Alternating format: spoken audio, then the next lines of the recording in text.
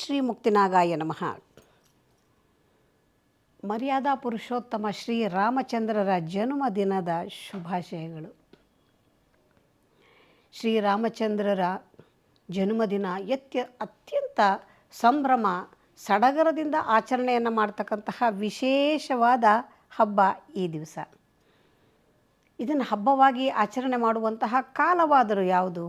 ಒಳ್ಳೆಯ ಬೇಸಿಗೆಯ ದಿನಗಳಲ್ಲಿ ಮಾಡ್ತಕ್ಕಂತಹ ಈ ಕಾಲದಲ್ಲಿ ಬಂದಂತಹ ಎಲ್ಲ ಮನೆಗೆ ಅಭ್ಯಾಗತರಿಗೆ ಅತಿಥಿಗಳಿಗೆ ನಾವು ಕೊಡೋದಾದರೂ ಏನು ಅಂದರೆ ಕೇವಲ ಒಂದಿಷ್ಟು ಪಾನಕವನ್ನು, ನೀರು, ಮಜ್ಜಿಗೆಯನ್ನು. ಅಂದರೆ ಶ್ರೀರಾಮರ ಹಬ್ಬವು ಕೂಡ ಶ್ರೀರಾಮರಷ್ಟೇ ಸರಳವಾದದ್ದು ಅನ್ನೋದನ್ನು ಕೂಡ ತೋರಿಸುವಂಥದ್ದು. ಅಷ್ಟೊಂದು ನಾವು ಬೇರೆ ಹಬ್ಬಗಳೆಲ್ಲ ಆಚರಣೆ ಮಾಡುವಾಗ ಉಪಯೋಗಿಸುವ ಅಷ್ಟೊಂದು ನಿವೇದನೆಗಳನ್ನು ಮಾಡೋದು, ಖರ್ಚು ವೆಚ್ಚಗಳನ್ನು ಮಾಡೋದು ಏನೂ ಇಲ್ಲ. ಶ್ರೀರಾಮರ ಜೀವನವೇ ಅಷ್ಟು ಸರಳವಾಗಿರ್ತಕ್ಕಂತಹ ಜೀವನ ಅವರದಾಗಿರುತ್ತೆ. ಈ ಶ್ರೀರಾಮರು ಹುಟ್ಟಿದಂತಹ ಭೂಮಿ ಅಯೋಧ್ಯೆ. ಈ ಪ್ರಪಂಚದಲ್ಲಿ ನಾವು ಯಾವುದೇ ಕ್ಷೇತ್ರಕ್ಕೆ ಹೋಗದೇ ಇದ್ದರೂ ಪರವಾಗಿಲ್ಲ, ಕೇವಲ ಅಯೋಧ್ಯ ನಗರದ ನೆಲವನ್ನು ಮುಟ್ಟಿ ಶ್ರೀರಾಮರ ದರ್ಶನವನ್ನು ಮಾಡಿದರೆ ಸಾಕು, ಮೋಕ್ಷ ಪ್ರಾಪ್ತಿಯಾಗತ್ತೆ ಅಂತ ಹೇಳುವಂತಹ ನಾಣ್ಣುಡಿಯೊಂದು ಇದೆ. ಹಾಗಾಗಿ ಈ ಶ್ರೀರಾಮರ ಜನ್ಮಭೂಮಿಯನ್ನು ಮುಟ್ಟುವುದೇ ಒಂದು ಸೌಭಾಗ್ಯ ಅನ್ನುವಂಥದ್ದು ಕೂಡ ಹೌದು. ಈ ಶ್ರೀರಾಮ, ಲಕ್ಷ್ಮಣ, ಭರತ, ಶತ್ರುಘ್ನ ಈ ನಾಲ್ವರು ಹುಟ್ಟಿದ ದಿನದಿಂದ ಶ್ರೀರಾಮರು ವನವಾಸವನ್ನು ಮಾಡಿ ತದನಂತರದಲ್ಲಿ ಅವರು ಲಂಕಾಪಟ್ಟಣಕ್ಕೆ ಹೋಗಿ ಶ್ರೀರಾವಣನ ಸಂಹಾರವನ್ನು ಮಾಡಿ ಪುನಃ ಬಂದು ಪಟ್ಟಾಭಿಷಿಕ್ತರಾಗುವ ತನಕ ಇರ್ತಕ್ಕಂತಹ ಅನೇಕ ಅವರ ಹೆಜ್ಜೆಯ ಗುರುತುಗಳು ಅತ್ಯಂತ ಕುತೂಹಲವನ್ನು ಮೂಡಿಸಿರ್ತಕ್ಕಂಥದ್ದು. ಶ್ರೀರಾಮರ ಚರಿತ್ರೆ ಗೊತ್ತಿಲ್ಲದೆ ಇದ್ದವರಿಲ್ಲ, ರಾಮರ ಕತೆ ಹೇಳದೇ ಇದ್ದವರಿಲ್ಲ. ಇಡೀ ಭಾರತದಲ್ಲಿ ಯಾವುದೇ ಗ್ರಾಮವಾಗಲಿ ಶ್ರೀರಾಮರ ಹೆಸರನ್ನು ಹೇಳದೇ ಇರತಕ್ಕಂತಹ ಊರು, ಗ್ರಾಮ ಯಾವುದೂ ಅಲ್ಲ, ಇಲ್ಲವೇ ಇಲ್ಲ. ಅದರಲ್ಲಿ ಕೂಡ ಬರೀ ಕೇವಲ ಭಾರತದಲ್ಲಷ್ಟೇ ಅಲ್ಲ, ಏಷ್ಯಾ ಖಂಡದಲ್ಲಿಯೇ ಕೂಡ ಅನೇಕ ಭಾಗಗಳಲ್ಲಿ ರಾಮರ ಕಥೆಯನ್ನು, ರಾಮಾಯಣವನ್ನು ಹೇಳೋದನ್ನು ನಾವು ಕೇಳ್ತಾ ಬಂದಿದ್ದೀವಿ. ಶ್ರೀರಾಮರು ಆದರ್ಶ ಪುರುಷರು ಹೌದು, ಶ್ರೀರಾಮರು ನಮ್ಮ ಆತ್ಮಶಕ್ತಿಯೂ ಹೌದು, ಶ್ರೀರಾಮರು ನಮ್ಮ ಉಸಿರೂ ಹೌದು. ಅವರ ಬದುಕೆ ಒಂದು ಆದರ್ಶಪ್ರಾಯವಾಗಿರ್ತಕ್ಕಂಥದ್ದು. ಇಂತಹ ಶ್ರೀರಾಮರ ಮಾತ್ರನೇ ಅಷ್ಟೇ ಅಲ್ಲ, ಇವರ ಕುಟುಂಬವೇ ಒಂದು ರೀತಿಯ ಕೌತುಕಪೂರ್ಣವಾಗಿರ್ತಕ್ಕಂಥದ್ದು. ಶ್ರೀ ಲಕ್ಷ್ಮಣರನ್ನು ನಾವು ನೋಡಿದಾಗ ಭ್ರಾತೃ ಪ್ರೇಮಕ್ಕಾಗಿ ಇಡೀ ತಮ್ಮ ಜೀವನವನ್ನೇ ತ್ಯಾಗ ಮಾಡಿ ಅವರ ಜೊತೆಯಲ್ಲೇ ಇದ್ದು ಅವರ ಸೇವೆಯನ್ನು ಮಾಡಿದಂಥವರು. ಇನ್ನು ಭರತರೋ, ಅವರು ಇವರ ಪಾದುಕೆಗಳನ್ನು ಸಿಂಹಾಸನದ ಮೇಲೆ ಇಟ್ಟು ಅವರ ಅನುಪಸ್ಥಿತಿಯಲ್ಲಿ ರಾಜ್ಯಭಾರವನ್ನು ಮಾಡಿ ಭ್ರಾತೃ ಪ್ರೇಮ ಎಂಥದ್ದು ಅಂತ ಪ್ರಪಂಚಕ್ಕೆ ತೋರಿಸಿಕೊಟ್ಟಂಥವರು. ಇನ್ನು ಆದರ್ಶವಾದ ಬದುಕು ಹೇಗಿರಬೇಕು ಅಂತ ಹೇಳ್ತಕ್ಕಂಥದ್ದು ಶತ್ರುಘ್ನ. ಇವರೆಲ್ಲರ ಹೆಜ್ಜೆ ಇದ್ದಂಥದ್ದು ಅಯೋಧ್ಯ ನಗರ. ಇಂತಹ ಅಯೋಧ್ಯ ನಗರಿಯಲ್ಲಿ ಇವರೆಲ್ಲರೂ ಹುಟ್ಟಿದ್ದಾದರೂ ಹೇಗೆ ಅಂತಂದಾಗ, ಕೋಸಲ ದೇಶದ ರಾಜ ಇಕ್ಷ್ವಾಕು ವಂಶದ ದಶರಥ ಮಹಾರಾಜ ಅತ್ಯಂತ ಪರಾಕ್ರಮಶಾಲಿಯಾದಂಥವನು. ಅವನಿಗೆ ಇಲ್ಲದೇ ಇರೋದೇ ಇಲ್ಲ. ಅತ್ಯಂತ ಬೇಕಾದಂತಹ ಸಂಪತ್ತು, ಸೌಭಾಗ್ಯ, ಅದಕ್ಕೆ ತಕ್ಕನಾಗಿ 3 ಪತ್ನಿಯರು ಎಲ್ಲವೂ ಇದ್ದಾಗ್ಯೂ ಕೂಡ ಅವನಿಗೆ ಒಂದೇ ಒಂದು ಕೊರಗು ಇದ್ದದ್ದು ಏನು ಅಂತಂದರೆ ಅದು ಅವನಿಗೆ ಮಕ್ಕಳಿಲ್ಲ ಅನ್ನುವಂತಹ ಒಂದು ಕೊರಗಿತ್ತು. ಆ ಕೊರಗಿದ್ದಾಗ ನನಗೆ ಎಲ್ಲ ಸಂಪತ್ತು ಇದೆ, ಆದರೆ ಯಾಕೆ ನನ್ನ ವಂಶ ಇಲ್ಲಿಗೆ ಕೊನೆ ಆಗಬೇಕಾ?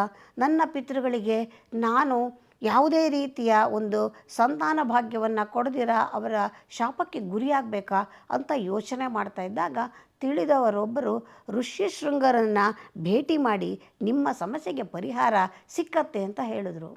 ಆಗ ದಶರಥ ಋಷ್ಯಶೃಂಗರನ್ನು ಹೋಗಿ ಭೇಟಿ ಮಾಡಿದಾಗ ಅವರು ಪುತ್ರಕಾಮೇಷ್ಟಿ ಯಾಗವನ್ನು ಮಾಡು, ಅದರಿಂದ ನಿನಗೆ ಸಂತಾನ ಭಾಗ್ಯ ಆಗತ್ತೆ ಅಂತ ಹೇಳಿದಾಗ ಅನತಿ ದೂರದಲ್ಲಿ ಒಂದು ಯಾಗ ಮಂಟಪವನ್ನು ನಿರ್ಮಾಣ ಮಾಡಿ ಪುತ್ರಕಾಮೇಷ್ಟಿ ಯಾಗವನ್ನು ಕೂಡ ಅತ್ಯಂತ ಶ್ರದ್ಧೆಯಿಂದ ದಶರಥ ಮಹಾರಾಜ ಮಾಡಿದಾಗ ಅಗ್ನಿದೇವನೇ ತಾನೇ ಸ್ವತಃ ಯಜ್ಞಕುಂಡದ ಮಧ್ಯದಿಂದ ಆವಿರ್ಭವಿಸಿ ಅವರಿಗೆ ಒಳ್ಳೆಯ ಒಂದು ಪಾಯಸದ ರೀತಿಯ ಒಂದು ಪೇಯವನ್ನು ಅವರಿಗೆ ಕೊಡ್ತಾರೆ. ದಶರಥ ಮಹಾರಾಜರಿಗೆ ಕೊಟ್ಟು ಇದನ್ನು ನಿನ್ನ 3 ಪತ್ನಿಯರಿಗೆ ಸಮನಾಗಿ ಹಂಚು, ನಿನಗೆ ಪುತ್ರ ಸಂತಾನವಾಗತ್ತೆ ಅಂತ ಹೇಳ್ತಾರೆ. ಆಗ ದಶರಥ ಮಹಾರಾಜ 3 ಪತ್ನಿಯರಿಗೂ ಕೂಡ ಕೊಡ್ತಾರೆ. ಕೊನೆಯಲ್ಲಿ ಇನ್ನು ಸ್ವಲ್ಪ ಮಾತ್ರ ಎಕ್ಸ್ಟ್ರಾ ಮಿಕ್ಕಿರುತ್ತೆ. ಅದನ್ನು ತನ್ನ ಅತ್ಯಂತ ಪ್ರೀತಿಯ ಪತ್ನಿಯಾದಂಥ ಸುಮಿತ್ರೆಗೆ ಅದನ್ನು ಕೊಡ್ತಾರೆ. ಅದಾಗಿ ನವಮಾಸಗಳು ಕಳೆಯೋ ಹೊತ್ತಿಗೆ ಕೌಸಲ್ಯಾಗೆ ಒಂದು ಪುತ್ರರತ್ನ ಜನನವಾಗತ್ತೆ. ಆ ಪುತ್ರರತ್ನವೇ ಶ್ರೀರಾಮಚಂದ್ರರು. ಅವರು ಹುಟ್ಟಿದಂತಹ ದಿವಸ ಚೈತ್ರ ಮಾಸ ಶುಕ್ಲ ಪಕ್ಷ ನವಮಿಯ ತಿಥಿಯಂದು ಪುನರ್ವಸು ನಕ್ಷತ್ರದಲ್ಲಿ ಜನನವಾಗ್ತಕ್ಕಂಥದ್ದು ಶ್ರೀರಾಮಚಂದ್ರರು. ಈ ಶ್ರೀರಾಮಚಂದ್ರರು ಹುಟ್ಟಿದಾಗ ಗ್ರಹಗಳು ಕೂಡ ತಮ್ಮ ಒಂದು ಮಹಾವಿಷ್ಣುವಿನ ಸ್ವರೂಪ ಗ್ರಹಗಳು ಎಲ್ಲವೂ ಒಳ್ಳೆಯ ಉಚ್ಚ ಸ್ಥಾನದಲ್ಲಿ ಕುಳಿತುಕೊಂಡು ಶ್ರೀರಾಮರ ಒಂದು ಉನ್ನತಿಗೆ ಶ್ರೇಯಸ್ಸಿಗೆ ಅವರಿಂದ ಪ್ರಪಂಚಕ್ಕೆ ಆಗಬೇಕಾಗಿರ್ತಕ್ಕಂತಹ ಒಳಿತಿಗಾಗಿ ನಕ್ಷತ್ರ ಗ್ರಹಗಳು ಎಲ್ಲವೂ ಕೂಡ ಉಚ್ಚ ಸ್ಥಿತಿಗೆ ಬಂದು ಕೂತ್ಕೊಂಡು ಬಿಡುತ್ತಂತೆ. ಎಂತಹ ಸೌಭಾಗ್ಯ! ಯಾರ ಜಾತಕದಲ್ಲಿಯೂ ಕೂಡ ಅಷ್ಟೊಂದು ಗ್ರಹಗಳು ಉಚ್ಚ ಸ್ಥಿತಿಯಲ್ಲಿ ಇರ್ತಕ್ಕಂಥದ್ದನ್ನು ನಾವು ನೋಡೋದು ತುಂಬ ಅಪರೂಪವಾಗಿರುತ್ತೆ. ಅದಾದ ಕೆಲವು ದಿವಸಗಳಲ್ಲಿ ಸುಮಿತ್ರೆ ಮತ್ತು ಕೈಕೇಯಿ ಇಬ್ಬರಿಗೂ ಕೂಡ ಮತ್ತೆ ಪುತ್ರರತ್ನವಾಗತ್ತೆ. ಸುಮಿತ್ರೆಗೆ ಮಾತ್ರ 2 ಮಕ್ಕಳಾಗತ್ತೆ, ಮತ್ತು ಕೈಕೇಯಿಗೆ ಒಬ್ಬ ಮಗನು ಹುಟ್ಟತಕ್ಕಂಥದ್ದು. ಇದೆಲ್ಲವೂ ಕೂಡ ನಮಗೆ ಗೊತ್ತಿರ್ತಕ್ಕಂತಹ ಇತಿಹಾಸವೇ ಆಗಿದೆ. ಈ ಎಲ್ಲ ಪುತ್ರರಿಂದ ಇಡೀ ಇಕ್ಷ್ವಾಕು ವಂಶದ ಬೆಳವಣಿಗೆ ಆಗ್ತಕ್ಕಂಥದ್ದು. ಅಲ್ಲಿಂದ ಮುಂದಕ್ಕೆ ಶ್ರೀರಾಮರ ಅನೇಕ ಕಥೆಗಳನ್ನು ನಾವು ನೋಡ್ತಾ ಹೋಗ್ತೀವಿ. ಈ ಮಕ್ಕಳಿಗೆ ವಸಿಷ್ಠ ಮಹರ್ಷಿಗಳು ಬಂದು ಹೆಸರನ್ನು ಇಡ್ತಾರೆ. ಅವರಿಗೆ ನಾಮಕರಣವನ್ನು ಮಾಡಿದಾಗ ರಾಮನಿಗೆ ರ ಮತ್ತು ಮ ಅನ್ನುವ 2 ಬೀಜಾಕ್ಷರಗಳಿಂದ ಕೂಡಿರ್ತಕ್ಕಂತಹ ಹೆಸರನ್ನು ಇಡ್ತಾರೆ. ರ ಅಂತ ಅಂದರೆ ಎಲ್ಲ ದುರಿತಗಳನ್ನು ನಿವಾರಣೆ ಮಾಡ್ತಕ್ಕಂಥವನು ಅಂತ ಅರ್ಥ.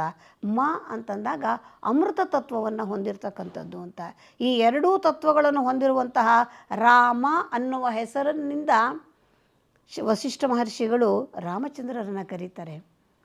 ಅಷ್ಟೇ ಅಲ್ಲ, ಪಾರ್ವತಿ ಒಮ್ಮೆ ಪರಮೇಶ್ವರನನ್ನು ಕೇಳ್ತಾಳಂತೆ, ಎಲ್ಲರೂ ನಿನ್ನ ಧ್ಯಾನವನ್ನು ಮಾಡ್ತಾರೆ, ಸದಾಕಾಲವೂ ಓಂ ನಮಃ ಶಿವಾಯ ಅನ್ನುವ ಧ್ವನಿ ಎಲ್ಲ ಕಡೆ ಕೇಳಿ ಬರ್ತಾ ಇರುತ್ತೆ, ನೀನು ಯಾವಾಗಲೂ ಧ್ಯಾನ ಮಾಡ್ತಾ ಕೂತಿರ್ತೀಯಲ್ಲ, ನೀನು ಯಾರನ್ನು ಧ್ಯಾನ ಮಾಡ್ತೀಯ ಅಂತ. ಅದಕ್ಕೆ ಪರಮೇಶ್ವರ ಪಾರ್ವತಿಗೆ ಹೇಳ್ತಾರೆ, ಶ್ರೀರಾಮ ರಾಮ ರಾಮೇತಿ ರಮೇ ರಾಮೇ ಮನೋರಮೆ ಸಹಸ್ರನಾಮ ತಸ್ತುಲ್ಯಂ ರಾಮನಾಮ ವರಾನನೆ. ಶ್ರೀರಾಮನಾಮನ ನಾಮವನ್ನು ಮಾತ್ರನೇ ನಾನು ಜಪವನ್ನು ಮಾಡ್ತಾ ಇರ್ತೀನಿ ಯಾವಾಗಲೂ. ಶ್ರೀರಾಮನಾಮ ಜಪವನ್ನು ಮಾಡೋದ್ರಿಂದ, ಈ ಹೇಳಿದ ಒಂದು ಶ್ಲೋಕ ಹೇಳೋದ್ರಿಂದನೇ 1,000 ಬಾರಿ ರಾಮರ ಧ್ಯಾನವನ್ನು ಮಾಡಿದಂತಹ ಒಂದು ಅತ್ಯಂತ ಫಲವನ್ನು ಪಡೆಯುವಂತಹ ಯೋಗ ನಮ್ಮದಾಗತ್ತೆ ಅಂತ ಹೇಳುವಂಥ ಮಾತನ್ನು ಪರಮೇಶ್ವರ ಪಾರ್ವತಿಗೆ ಹೇಳ್ತಂತೆ. ಅಂದರೆ ರಾಮನಾಮದ ಮಹಿಮೆ ಎಷ್ಟು ಮಹತ್ತರವಾದದ್ದು ಅಂತ ಗೊತ್ತಾಗತ್ತೆ. ಪರಮೇಶ್ವರನೇ ಧ್ಯಾನ ಮಾಡ್ತಾನೆ ಅಂದಮೇಲೆ ನಾವೆಷ್ಟರವರು?